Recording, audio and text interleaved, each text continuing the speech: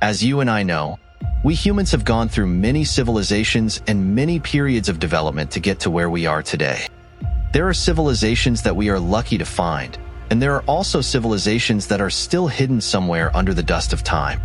However, the imprint of ancient civilizations, especially the imprint of science and technology, is always present in every newly announced discovery. Perhaps you can hardly imagine the image of people confused by the pyramid building techniques of the Egyptians, amazed by the incredibly accurate astronomical calendar of the Maya people, or skeptical about history when listening to Atlantis.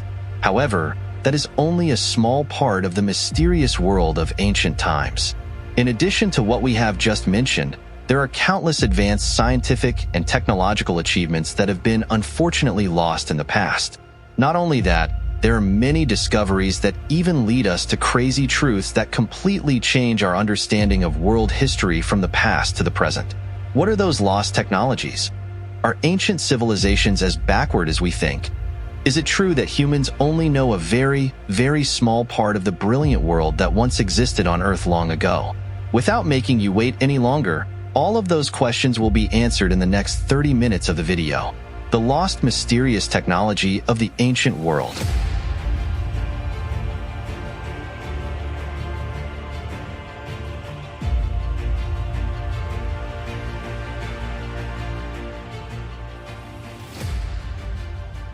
Surely you have heard of the name of Romance of the Three Kingdoms, one of the four great Chinese classics written by author Luo Guanzhong. The work depicts a chaotic situation when the Han dynasty's fortunes had ended, and the three forces of Wei, Shu, and Wu rose up, each side claiming to dominate a region. Among the countless large and small battles, one of the most glorious battles in terms of scale must be the Battle of Red Cliffs. The great hero Cao Cao, with an overwhelming force of 830,000 troops, attacked, waiting to wipe out the Shu-Wu alliance, which was still weak at that time. However, Zhuge Liang, the strategist of Japan, Shu and Han, and Zhou Yu, the strategist of Eastern Wu, used fire to burn Cao Cao's army, leaving not a single piece of armor left, causing heavy losses to the Wei dynasty.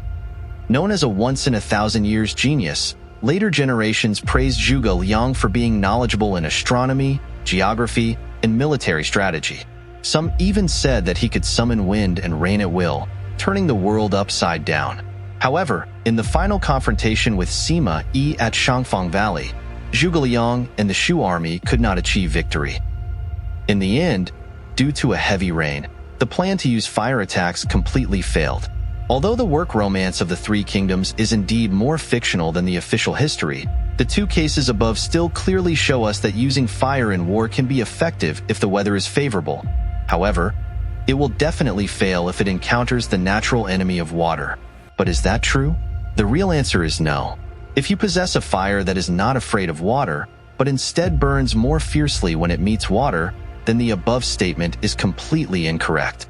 The fire I am referring to is Greek fire, the secret weapon of the Byzantine Empire, a powerful empire in medieval Europe. If you find it somewhat familiar, then yes, Greek fire is the prototype for the terrible Blackfire Bay fire in Game of Thrones.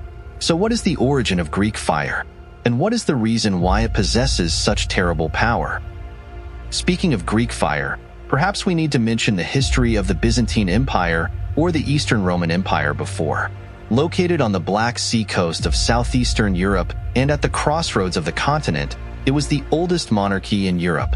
In AD 313, the founding Emperor Constantine the Great issued the Amnesty of Milan, thus ending the 300-year persecution of Christians by the Roman Empire, which also made Christianity a central feature of the Byzantine Empire. After the rise of the Arab Muslim Empire in the 7th century in the Middle East, the empire had always been the spearhead of the European Christian nations against the invasion of Muslim countries. But then one day, the overwhelming military power of the Byzantine invaders was really in danger. The Eastern Roman Empire was under attack by the Muslim forces of Muhammad, and some parts of Syria had been taken. Constantine was also surrounded on all sides. Fearing that the Muslim army would continue to advance, Callinicos, a Jewish architect, fled from Syria to the capital Constantine to experiment with various materials until he discovered a magical liquid mixture. This liquid created an extremely terrible fire. The fire burned in all adverse conditions, even on water, and not only that, it also clung to any surface, turning everything it touched into ashes in an instant. Without a moment's delay, Callinicos immediately sent the mixture formula to the Eastern Roman Emperor. Outside, a few days after the siege, the Arab fleet began to launch a general attack on Constantine. At first, the Byzantine navy only sent out a few small boats to challenge the Arabs to make them complacent, but when the small boats approached, the soldiers on the boats suddenly shot out strange streams of liquid, which stuck to the large Arab boat and then exploded violently after a spark. The fire was both incredibly hot and unquenchable, and the fire grew stronger and stronger, engulfing the entire fleet in an instant. The Arabs had never seen such a fire before, and they had no way to resist that divine power. The commander of the Arab fleet hastily ordered a retreat, but it was too late. During the retreat, the remaining troops were attacked and pursued by the Byzantine navy and were almost completely annihilated. The Arab fleet suffered the most disastrous defeat since the beginning of the Crusade and was forced to sign a 30-year peace treaty with the Byzantines. The Arab fleet was terrified, calling this demonic weapon Greek fire because the Byzantines spoke Greek at that time. To this day, no one knows exactly what ingredients made up Greek fire. Its recipe was a state secret passed down from generation to generation within the Callicos family and the Byzantine emperors. However, one thing is certain. Its composition was so complex that even those who had to deal with it directly could not recreate anything similar. Some scholars have suggested that petroleum, quicklime, sulfur, saltpeter, and gunpowder could have been among the ingredients that made up Greek fire. But to this day, no real reproduction has been achieved. The Byzantines continued to use Greek fire for centuries, and its use was not limited to naval battles. On land, Greek fire also played an important role. A handheld version of Greek fire was invented, called the Kairosophon, which resembled a modern flamethrower. Kairosophon first appeared under the reign of Emperor Luo VI and was used for self-defense as well as to burn down the wooden siege towers of the enemy. In addition, the Byzantines filled clay jars with Greek fire to throw at the enemy like Molotov cocktails and iron. Spiked metal devices spread on the ground to hinder chariots were also soaked in liquid Greek fire by the Byzantine army to increase their lethality when attacked. 39 years later, the scarred Arabs forgot their pain and returned again.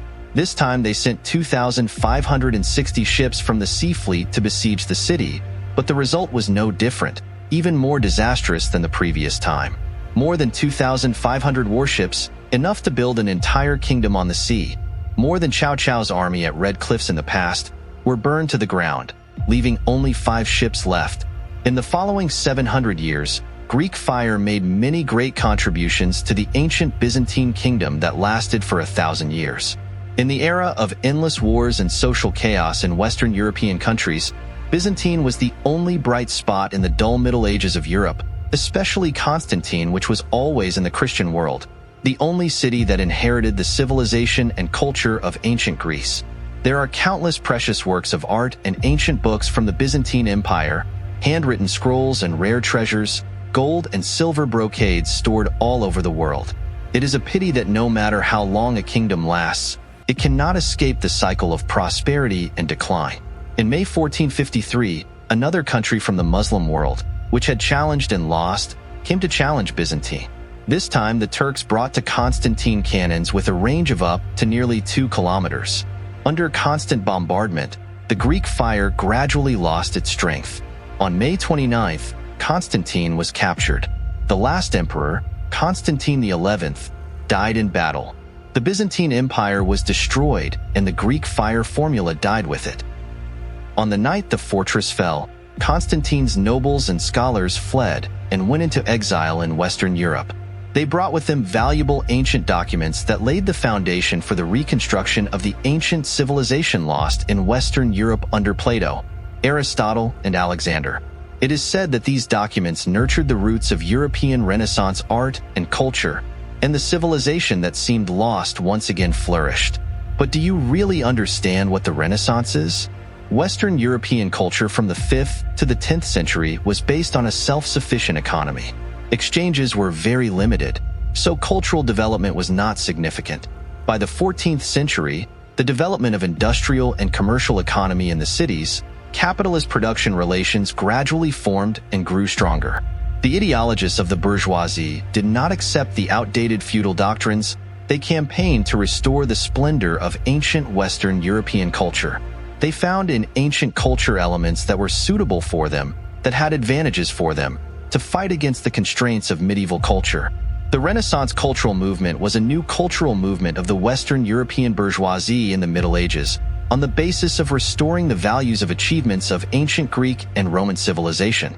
The Renaissance cultural movement first appeared in Italy because in the 14th century, free cities appeared like small countries. Capitalist production relations had taken a dominant position in cultural life, and Italy was the center of the ancient Roman Empire. Therefore, many cultural heritages of Greece and Rome were still preserved here. From Italy, the movement spread to England, France, Spain, Germany, and eventually all of Europe. Renaissance art culture is certainly very famous, and that fame comes in no small part thanks to the unique and outstanding paintings. However, in these paintings there is one thing in common that very few people realize, which is that they almost do not have the appearance of blue. For example, in Raphael's painting The Madonna, although Madonna's cloak is blue, the sky behind is cleverly covered with white clouds and golden light. For Michelangelo's The Creation of Atoms, the sky is shown in white only. Why is that? Is it because Renaissance painters did not want to depict the sky in its actual color? Isn't blue something that should appear? The actual answer may surprise you. The reason why the paintings rarely used the color blue was because creating blue at that time was extremely difficult. People had to use the precious lapis lazuli stone to be able to extract this color. And perhaps you do not know, lapis lazuli stone would be mined from faraway Afghanistan, then processed through many complicated stages before the final result is the powder we are seeing on the screen. Therefore, in Europe at that time, blue was more expensive than gold, so it was often only used for extremely important objects, such as the robe of the Virgin Mary or the clothes of angels. However, if you look at these works, they are all painted by the Spanish painter Echevarria. In the paintings of the famous artist, the blue color seems to cover every detail. Not only the robe of the Virgin Mary like other colleagues, but even the background sky is also shown in an extremely vivid blue color.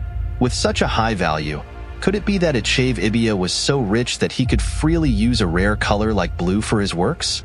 In fact, the blue that Echave used was completely different from the blue of other artists, which came from where he lived. Echave lived in Mexico, a former Spanish colony, so his blue was a color that originated from the indigenous Maya, not from the precious lapis stone, which later became known as Maya blue. Maya blue is the color closest to the sky among many blue pigments, and it is so perfect in a work of art. The Maya people admired and loved this blue so much that it was used to paint offerings to the gods and was used a lot in ancient murals. The blue murals discovered by archaeologists at Mayan ruins date back to 300 AD. Some have been exposed to wind and rain, and other colors have faded, but only the beautiful Mayan blue can still be clearly distinguished. Not only is Mayan blue more vibrant and vivid than the blue used by European painters, but it can also last for a long time, even hundreds of years. Unfortunately, a few centuries ago with the collapse of the Mayan civilization, the thousands of years old Mayan blue and its recipe mysteriously disappeared. Greek fire and Mayan blue are just two examples of lost ancient technologies that truly amaze us. Many people believe that some ancient civilizations had scientific and technological advances far beyond our current understanding. Ancient technology has always been a fascinating subject, and the discovery of the Antikythera Mechanism is like a key to unlocking the treasure trove of ancient technological knowledge. Its existence has turned our understanding of past civilizations upside down. This device was not just a complex machine, but also an ancient computer capable of predicting astronomical positions, tracking solar and lunar eclipses, and even recording time cycles so perfectly that there was almost no error. It is time for people to realize that the development of human science and technology does not always move forward. Instead, it can change erratically over time, which means that the technology we lose may be more powerful than the technology we have. Modern technology has become so advanced that modern people mistakenly believe that we are much more advanced than the ancients. We often think that ancient people lived a backward life, but with the continuous development of archaeology, we gradually realized that this view is not entirely consistent with reality. In the late 1990s, a group of Greek divers were searching for natural sponges near the island of Antikythera in the Aegean Sea. However, their ship encountered a sudden storm and was forced to seek refuge in a small port on the island. While waiting for the storm to pass, they decided to take advantage of the time to dive into the water to search for seafood. While diving during the expedition, they accidentally discovered the remains of a sunken ship. The ship looked very old and had obviously sunk a long time ago. The divers immediately reported this discovery to the Greek government, and the Greek National Museum sent experts. They found a large number of works of art on the shipwreck, including statues, sculptures, and various objects. In order to protect these cultural relics, they decided to carry out a rescue. Over the next 2 years, they continued to fish from the shipwreck to the surface, and at the same time, Greek archaeologists also began to study this discovery. The famous Greek archaeologist Valerios, who was also the director of the National Archaeological Museum of Athens, discovered 3 extremely strange objects among the many artifacts that were salvaged. The precise markings on these objects immediately attracted the attention of archaeologists. After testing with various tools, the artifacts were identified as bronze artifacts, dating back to around the 1st to 3rd centuries BC. During the subsequent cleaning process, they discovered several more metal gears, which shocked the archaeological community. As it was believed that the earliest metal gears appeared in the mid-14th century, the gears dating back to the 2nd and 3rd centuries BC raised many difficult questions. How could a primitive, ancient civilization create such complex gears? What was the real purpose of these gears? Despite spending a lot of time and effort on research, it seems that no one has the most accurate answer. Perhaps the technical equipment at that time was not advanced enough to determine the specific function of those strange gears. It was not until the appearance of CT scan technology that the 1,000-year-old mystery was gradually revealed. In 1951, physicist Direct John de Soleprice began analyzing the TX of this mysterious machine. After many years of research, Direct believed that this machine had 32 gears and could display the positions of the Sun, Moon, and 5 planets, predict solar and lunar eclipses, and even mark the dates of the Olympic Games. Direct also built a similar model to try to restore the operating principle of the machine. Although Direct's model was proven wrong in subsequent studies, his work provided an important starting point for later researchers who were aspiring to decipher the machine. As technology advanced, especially in computer modeling and holographic imaging, scientists were able to analyze and reconstruct the Antikythera machine with greater accuracy.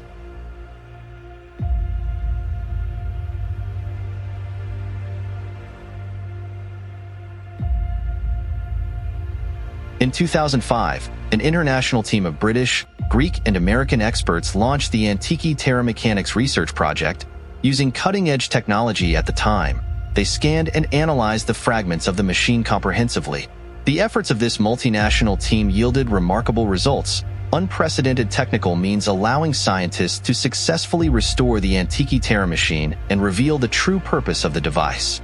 The Antikythera Mechanism was a complex, astronomical calculating device capable of calculating and predicting the movements of the Sun, celestial bodies, and planets in the universe. It could also display the phases of the Moon, astronomical phenomena such as solar and lunar eclipses, as well as various calendars used in the ancient Greek world. Despite significant advances in the study of the Antikythera Mechanism, some mysteries surrounding it still remain unsolved. However, it is clear that this mechanism was a wonder of the ancient Greek period and has changed the way we think about civilization from that time until now. We only know that the ancient Greeks built many great structures such as the Parthenon and the Lighthouse of Alexandria, but the discovery of the Antikythera Mechanism also demonstrates their great skills and creativity in the fields of astronomy and mechanical engineering. What happened in that distant era? This is not only a question that historians and scientists need to think about, but also a question that each of us needs to find out. Why can we only find some small clues today, but cannot really see the whole picture of that lost world? If the mechanical engineering and astronomical knowledge of the Antikythera machine are not enough to impress you, then what do you think if I tell you that ancient civilizations even developed nuclear technology? Yes, nuclear technology was only discovered and developed not long ago, but archaeologists have discovered a terrifying secret: an ancient nuclear reactor that appeared in Africa 2 billion years ago. Now I will tell you how this crazy thing happened. In 1972, workers at a nuclear reactor fuel processing plant in France noticed something strange during a routine analysis of a uranium sample extracted from a mine in Africa. Like other natural uranium samples, the sample being studied contained 3 monotopes with different atomic weights, including uranium-238, the most abundant type, uranium-234, the rarest, and uranium-235, the isotope that can support a nuclear chain reaction. Normally, we can find uranium-235 atoms in nature, and they make up about 0.72% of all atoms in the Earth's crust, on the Moon, and even in meteorites. But in samples taken from the Oklo mine in Gabon, a former French colony in West Africa, uranium-235 accounted for only 0.77%. The difference in numbers of 0.003% seemed very small, but it was enough to alert French scientists that something was very unusual about the mineral samples being studied. They began to ask a question.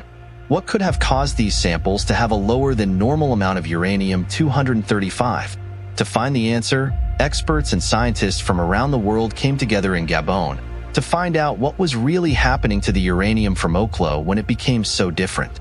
After investigating, they concluded that the source of the uranium was an underground nuclear reactor, possessing advanced technology beyond the understanding of our current scientific knowledge. Many believe that this ancient nuclear reactor is about 1.8 billion years old and has been operating for at least 500,000 years in the distant past. Researchers have conducted various investigations at the uranium mine, and the final results were announced at a conference of the International Atomic Energy Agency. Researchers have discovered traces of fission products and fuel waste at various locations in the mine. Interestingly, our present-day nuclear reactors cannot be compared to this nuclear reactor in terms of design and functionality. According to reports, these ancient nuclear reactors are several kilometers long, but even though they are very large nuclear reactors, their thermal impact on the environment is limited to about 40 meters on both sides.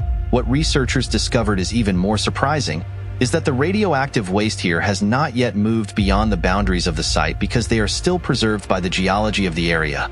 In addition, the nuclear reaction occurred in such a way that plutonium was formed and the nuclear reaction itself was perfectly controlled. The ability to regulate the reaction took place in a fairly methodical process. Once the reaction started, it could utilize the output power in a controlled manner with the ability to prevent catastrophic explosions or release energy at a time.